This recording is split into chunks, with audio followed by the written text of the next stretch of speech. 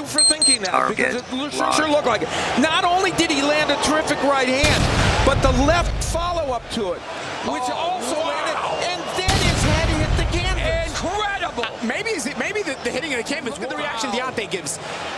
And we'll take yet anyone in this arena really think Tyson Fury was going to get up?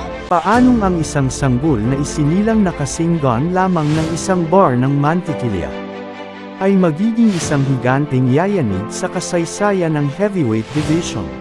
Hanggang mangyari ito,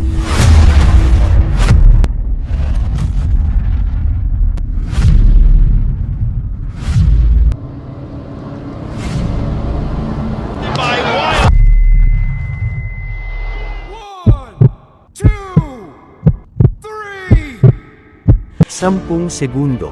Para sa karaniwang tao, sapat na ito para huminga. Pero sa ilalim ng kamao ng The Bronze Bomber, na si Deontay Wilder, tila ito na ang huling hininga ng Jiu-Jitsu King.